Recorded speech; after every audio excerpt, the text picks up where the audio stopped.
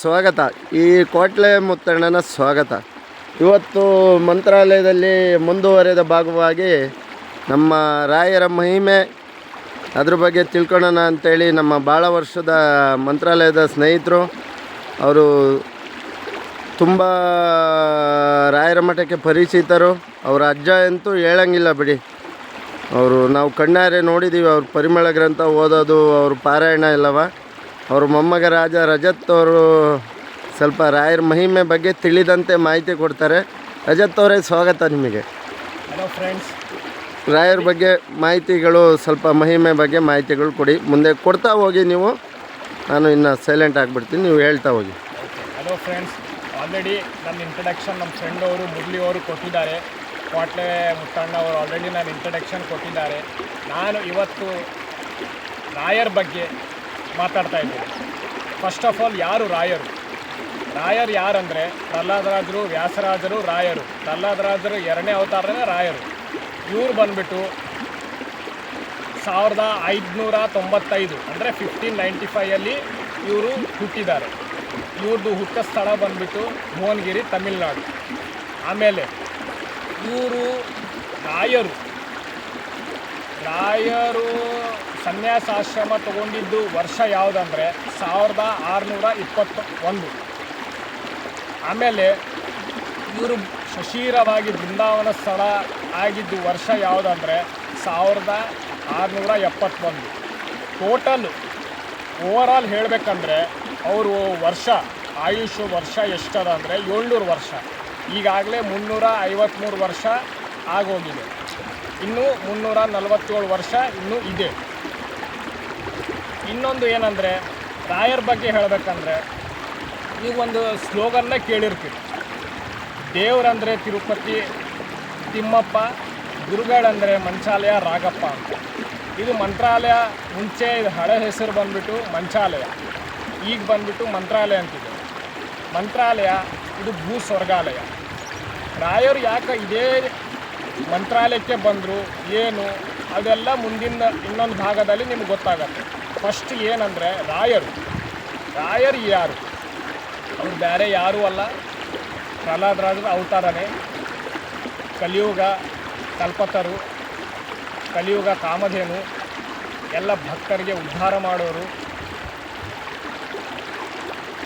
ಮತ್ತು ಇನ್ನೂ ಹೇಳಬೇಕಂದ್ರೆ, ಅವರಿದ್ದಾಗ ಅನೇಕ ಪವಾಡಗಳು ಮಾಡಿದ್ದಾರೆ, ಚಮತ್ಕಾರಗಳು ಮಾಡಿದ್ದಾರೆ.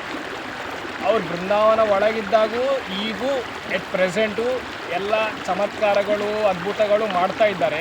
ಅವರು ಜೀವಂತವಾಗಿದ್ದಾಗೂ ಎಷ್ಟೋ ಪವಾಡಗಳು, ಎಷ್ಟೋ ಉದ್ಧಾರಗಳು ಮಾಡಿದ್ದಾರೆ. ರಾಯರ ಸ್ಮರಣೆ ಮಾಡಿದರೆ ಎಲ್ಲ ಇಷ್ಟಾರ್ಥಗಳು ಸಿದ್ಧಿ ಆಗುತ್ತೆ. ಅವ್ರು ಏನೇನು ಅಂದ್ಕೊಂಡಿರ್ತಾರ ಎಲ್ಲ ಕೆಲಸಗಳು ಆಗುತ್ತೆ. ಎಲ್ಲ ಪಾಪದಿಂದ ವಿಮುಕ್ತರಾಗ್ತಾರೆ. ರಾಘವೇಂದ್ರ ಹೆಸರಲ್ಲೇ ಇದೆ. ರಾಶಿ ಪಾಪಗಳು ಕಳೆಯುವ ಏಕೈಕ ಗುರುಗಳು, ಅದು ನಮ್ಮ ಗುರುರಾಯರು. ಮತ್ತು ಹೇಳಬೇಕಂದ್ರೆ, ನೀವು ಎಷ್ಟು ರಾಯರ ಸ್ಮರಣೆ ಮಾಡ್ತೀರಾ, ಎಷ್ಟು ರಾಯರ ಧ್ಯಾನ ಮಾಡ್ತೀರಾ, ಎಷ್ಟು ರಾಯರ ಹೆಸರು ಹೇಳಿ ಸೇವೆಗಳು ಮಾಡ್ತೀರಾ, ಅಷ್ಟು ನಿಮಗಷ್ಟೇ ಅಲ್ಲ, ಜನ್ಮಾಂತರದಲ್ಲಿ ಆ ಪುಣ್ಯವನ್ನು ನಿಮಗೆ ಮುಂದೆ ಹೋಗ್ತಾ ಹೋಗುತ್ತೆ, ಕ್ಯಾಲ್ಕುಲೇಟ್ ಆಗ್ತಾ ಹೋಗುತ್ತೆ. ಎದಕ್ಕೆ ರಾಯರು ಅಷ್ಟು ಎಲ್ಲರಿಗೂ ಬೇಕಂದರೆ, ರಾಯರ ಭಕ್ತಾದಿಗಳು ಬರೀ ಬ್ರಾಹ್ಮಣರಲ್ಲ, ಆ ಜಾತಿ ಈ ಜಾತಿ ಅಂತ ಏನೂ ಅಲ್ಲ, ಇತ್ಯಾದಿ ಜಾತಿ ಎಲ್ಲ ಜಾತಿಯವರು ಪೂಜಿಸುವ ನಮ್ಮ ಗುರುರಾಯರು. ರಾಯರಂದರೆ ಎಲ್ಲರಿಗೂ ಬೇಕು. ಬರೀ ನಮ್ಮ ದೇಶದಲ್ಲಲ್ಲ, ವಿದೇಶದಲ್ಲೂ. ಫಾರ್ ಎಕ್ಸಾಂಪಲ್ USA ಆಗಿರ್ಬೋದು, UK ಆಗಿರ್ಬೋದು, ಅಮೇರಿಕಾ ಆಗಿರ್ಬೋದು, ಲಂಡನ್ನು, ನ್ಯೂಜಿಲ್ಯಾಂಡು, ಬರೀ ಈ ದೇಶಗಳಲ್ಲ, ಇಸ್ಲಾಮಿಕ್ ಕಂಟ್ರೀಸ್ನಾಗೂ ನಮ್ಮ ರಾಯರನ್ನ ಪೂಜೆ ಮಾಡ್ತಾರೆ, ನಮ್ಮ ರಾಯರ ಸ್ಮರಣೆ ಮಾಡ್ತಾರೆ, ನಮ್ಮ ರಾಯರ ಆರಾಧನೆ ಮಾಡ್ತಾರೆ. ಬರೀ ನಮ್ಮ ಭಾರತ ದೇಶದಲ್ಲಿ ಮಾತ್ರ ಅಲ್ಲ, ಬೇರೆ ದೇಶದಲ್ಲೂ ರಾಯರ ಮಠ, ರಾಯರದು ಭವನ, ಅದು ಇದಂತ ಎಲ್ಲ ರಾಯರ ಹೆಸರು ಹೇಳ್ಕೊಂಡು ಸೇವೆ ಮಾಡ್ತಾ ಇದ್ದಾರೆ. ರಷ್ಯಾದಲ್ಲಿ ರಾಯರು ಯಾರು? ರಾಯರು ಏನು ಫಿಲಾಸಫಿ ಇದೆ? ರಾಯರು ದ್ವೈತ ಸಿದ್ಧಾಂತನ ಫಿಲಾಸಫಿನ ಫಾಲೋ ಮಾಡ್ತಾರೆ. ರಾಯರ ಮೂಲ ಗುರುಗಳು ಬಂದ್ಬಿಟ್ಟು ಮಧ್ವಾಚಾರ್ಯರು. ಮಧ್ವಾಚಾರ್ಯರು ಯಾರು?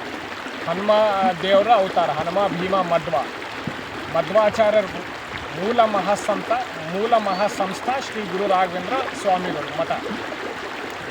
ಮಧ್ವಾಚಾರ್ಯ ಪರಂಪರೆಯಲ್ಲಿ ರಾಯರು ಬಂದ್ಬಿಟ್ಟು 21ನೇ ಯತಿಗಳು.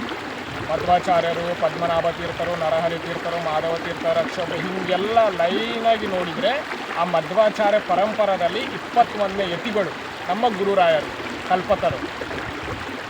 ಮಧ್ವಾಚಾರ್ಯ ಫಿಲಾಸಫಿ ಏನೇನಿದೆ ಅಲ್ಲ, ಅವ್ರ ಸಿದ್ಧಾಂತವನ್ನು ಏನೇನಿದೆ ಅಲ್ಲ, ದ್ವೈತ ಸಿದ್ಧಾಂತವನ್ನು, ಅದು ಅನುಷ್ಠಾನ ಆಯಿತು, ಫಾಲೋ ಮಾಡೋದಾಯಿತು, ನಿಯಮ ಅನುಷ್ಠಾನ ಏನೇನಿದೆ ಅಲ್ಲ ಅದೆಲ್ಲ ರಾಯರ್ ಅವರ ಸಿದ್ಧಾಂತವನ್ನು ಫಾಲೋ ಮಾಡ್ತಾರೆ. ಆಮೇಲೆ ಮತ್ತೆ ಏನಂದರೆ, ರಾಯರು ಎಲ್ಲಿಲ್ಲನ್ನೋ ರಾಯರ ದರ್ಶನ ತಗೊಳ್ಳಿಕ್ಕೆ ಬರ್ತಾರೆ. ನಾಟ್ ಓನ್ಲಿ ನಮ್ಮ ಇಂಡಿಯಾ ಆಗಿರ್ಬೋದು, ಫಾರಿನ್ ಕಂಟ್ರೀಸಿಂದನೂ ರಾಯರು ದರ್ಶನ ಅದು ಇದು ಪಡೀಲಿಕ್ಕೆ ಬರ್ತಾರೆ. ಯಾಕೆ ಮಂತ್ರಾಲಯಕ್ಕೆ ಬರ್ತಾರೆ? ಯಾಕೆ ದಿನ ದಿನ ಜನಸಂಖ್ಯೆ ಜಾಸ್ತಿ ಆಗ್ತಾ ಇದೆ ಮಂತ್ರಾಲಯಕ್ಕಂದರೆ ಅಷ್ಟು. ಈಗ ಸುಮ್ಮನೆ ಅಂತರೂ ಯಾರೂ ಬರಲ್ಲ. ರಾಯರು ಸ್ಮರಣೆ, ರಾಯರ್ ಇದು ಮಾಡಿ ಯಾರು ಕೆಟ್ಟವರಿಲ್ಲ. ಅದು ಒಂದು ದಾಸರು ಒಂದು ಹಾಡು ಹಾಡ್ತಾರೆ, ನಂಬಿ ಕೆಟ್ಟವರಿಲ್ಲವೋ ಈ ಗುರುಗಳ ನಂಬದೇ ಕೆಡುವರುಂಟು ಅಂತ ಒಂದು ಅದು ಹಾಡಿದೆ.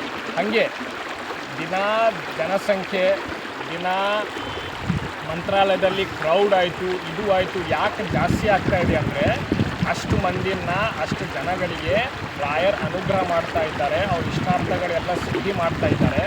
ಆಮೇಲೆ ಅವ್ರಿಗೆ ಏನೇನು ಬೇಕು ಎಲ್ಲ ರಾಯರು ಅವರಿಗೆ ಅನುಗ್ರಹ ಮಾಡ್ತಾ ಇದ್ದಾರೆ. ಅದಕ್ಕೆ ನೀವು ನೋಡಿದರೆ ಮುಂಚೆ ಕಂಪೇರ್ ಮಾಡಿದರೆ ಈಗ ಡೇ ಬೈ ಡೇ ರಾಘವೇಂದ್ರ ಸ್ವಾಮಿ ಮಠದಲ್ಲಿ ಅಥವಾ ಮಂತ್ರಾಲಯದಲ್ಲಿ ಜನಸಂಖ್ಯೆಯನ್ನು ಮಿನಿಮಮ್ ಒಂದು 5,000 to 10,000 ಇರ್ತಾ ಇದೆ. ಮಿನಿಮಮ್.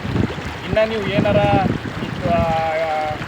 ವೀಕೆಂಡ್ ಬಂತು ಅಥವಾ ಏನಾರ ಆರಾಧನೆ ಅಂಥವೇನಾರ ಫಂಕ್ಷನ್ಸ್ ಬಂತು, ಏನಾರ ಹಾಲಿಡೇಸ್ ಇತ್ತು, ಅವು ಅಂದರೆ ಇನ್ನೂ ಅದು ಇಂಟು 2 into 3 ಆಗಿರುತ್ತೆ. ಮಿನಿಮಮ್ ಆ್ಯಾವ್ರೇಜ್ ಅಂತ ಹಾಕ್ಕೊಂಡ್ರೂ 5,000 to 10,000 ಪಿಲ್ಗ್ರಿಮ್ಸ್ ಬರ್ತಾ ಇದ್ದಾರೆ ಡೈಲಿ. ಯಾಕೆ ಬರ್ತಾ ಇದ್ದಾರೆ? ಯಾಕಂದರೆ ಅಷ್ಟು ರಾಯರು ಅನುಗ್ರಹ ಮಾಡ್ತಾ ಇದ್ದಾರೆ. ಅವರು ರಾಯರು ಬರೇ ಮಂತ್ರಾಲಯಕ್ಕೆ ಬಂದು ಸೇವೆ ಮಾಡಿರಿ ಅಥವಾ ನಾನು ಎಲ್ಲಿರ್ತೀನಿ ಅಲ್ಲೇ ಬಂದು ಸೇವೆ ಮಾಡಿರಿ ಅಂತೇನಿಲ್ಲ. ನಿಮ್ಮ ಮನೆಯಿಂದನೂ ಸೇವೆ ಮಾಡ್ಬೋದು. ಅವ್ರ ಹೆಸರು ದಿನ ಅವ್ರ ಹೆಸರು ಹೇಳಿ ನೀವು ಅವ್ರ ಜಪ ತಪ ಅವೆಲ್ಲ ಓಂ ಶ್ರೀ ರಾಘವೇಂದ್ರಾಯ ನಮಃ ಅಂತ ನೀವು ದಿನ ಸ್ಮರಣೆ ಮಾಡಿದ್ರೂ ನೀವು ಇದ್ದಲ್ಲೇ ನಿಮ್ಮ ಹತ್ರ ಬಂದು ರಾಯರು ಅನುಗ್ರಹ ಮಾಡ್ತಾರೆ. ಮತ್ತು ಯಾಕೆ ರಾಯರಿಗಿಷ್ಟು ಶಕ್ತಿ ಬಂತು? ಯಾಕೆ ಎಲ್ಲರೂ ರಾಯರ ಹತ್ರ ಭಾಳ ಬರ್ಲಿಕ್ಕತ್ತಾರ ಅಂದರೆ, ರಾಯರ್ದು ಒಂದು ಶ್ಲೋಕ ಇದೆ. ಏನು? ಪೂಜ್ಯಾಯ ರಾಘವೇಂದ್ರಾಯ ಸತ್ಯ ಧರ್ಮ ರಥಾಯ ಚ ಭಜತಾಂ ಕಲ್ಪವೃಕ್ಷಾಯ ನಮತಾಂ ಕಾಮಧೇನವೇ. ಈ ಶ್ಲೋಕವನ್ನು ಅರ್ಥ ಏನಂದರೆ, ರಾಯರು ಎಷ್ಟೇ ಕಷ್ಟದಲ್ಲಿದ್ದಾಗೂ ಯಾವುದೇ ಥರ ನೊಂದ್ಕೊಂಡಿಲ್ಲ, ಯಾವುದೇ ಥರ ದುಃಖಿಸಿಲ್ಲ. ಅವರು ದೇವ್ರ ಮೇಲೆ ನಂಬಿಕೆ ಇಟ್ಟು ಸತ್ಯ ಧರ್ಮ ರಥಾಯ ಚ, ಸತ್ಯದಿಂದ ನಡೆದರು, ಧರ್ಮದಿಂದ ನಡೆದರು. ಅದಕ್ಕೆ ಈಗ ಬರೇ ನಮ್ಮ ದೇಶದಲ್ಲ, ವಿಶ್ವ ಪ್ರಖ್ಯಾತವನ್ನು ಹೊಂದಿದ್ರು. ಅದರ ರಾಯರು ಎಷ್ಟು ಕಷ್ಟಪಟ್ಟಾರ ಅದು ಇದಂದರೆ, ಅವರಿಗೆ ಅವರು ಇದ್ದಾಗ ಕೆಲವೊಂದೇನು ಮ್ಯಾಕ್ಸಿಮಮ್ ಘಟನೆಗಳು ನಡೆದಿದೆ. ಸರಿಗೆ ಅವರಿಗೆ ಒಪ್ಪತ್ತಕ್ಕೂ ಊಟ ಇರ್ತಿದ್ದಿಲ್ಲ. ಅವರಿಗೆ ಏನು ಮಾಡಬೇಕು ಏನು ಹಾಗೆ ಒಪ್ಪತ್ತು ಊಟನೂ ಇರಲಾರ್ದೇ ಹಲವು ವರ್ಷಗಳವ್ರು ಹಾಗೆ ಇದ್ದರು ರಾಯರು. ಆದರೂ ಯಾವತ್ತಿಗೂ ಯಾವುದೇ ಥರ ಯೋಚನೆ ಮಾಡಿಲ್ಲ, ಇಲ್ಲ ದೇವರಿದ್ದಾನೆ, ದೇವರ ಅನುಗ್ರಹ ಮಾಡ್ತಾನೆ ಅಂತ ಅದೇ ಪಾಸಿಟಿವ್ ಥಿಂಕಿಂಗಿಂದ ಮುಂದೆ ಹೋದರು. ಅದು ಏನಾಯ್ತಂದರೆ, ಅದು ದೇವರಿಗೆ ಇನ್ನೂ ಹೆಚ್ಚಾದ ಭಕ್ತಿ. ಇವರು ರಾಯರು ಏನಂದರೆ ದೇವ್ರ ಮೇಲೆ ಭಾಳ ಭಕ್ತಿ ಇರ್ತಲ್ಲ, ಅವ್ರ ಭಕ್ತಿಗೆ ಮೆಚ್ಚಿ ದೇವರು ಅನುಗ್ರಹ ಮಾಡಿದರು. ಏನು? ನಿನ್ನ ಹೆಸರು ಹೇಳಿ, ನಿನ್ನ ಪಂಚಾಮೃತ, ನಿನ್ನ ತೀರ್ಥ, ಮಂತ್ರಾಕ್ಷತೆ ಹೆಸರು ಹೇಳಿ ಯಾರು ತಗೋತಾರೋ ಅವರಿಗೆ ಎಲ್ಲ ಒಳ್ಳೆಯದಾಗತ್ತೆ. ಸ್ನೇಹಿತರೆ, ಇದು ರಾಯರ ಬಗ್ಗೆ ಮಾಹಿತಿ ಭಾಗ 1. ಭಾಗ 2ರಲ್ಲಿ ನಿಮ್ಮ ಮುಂದೆ ಮತ್ತೆ ಬರ್ತೀನಿ. ಜೈ ಶ್ರೀರಾಮ್, ಮೂಲರಾಮ. ವಿಜಯತು.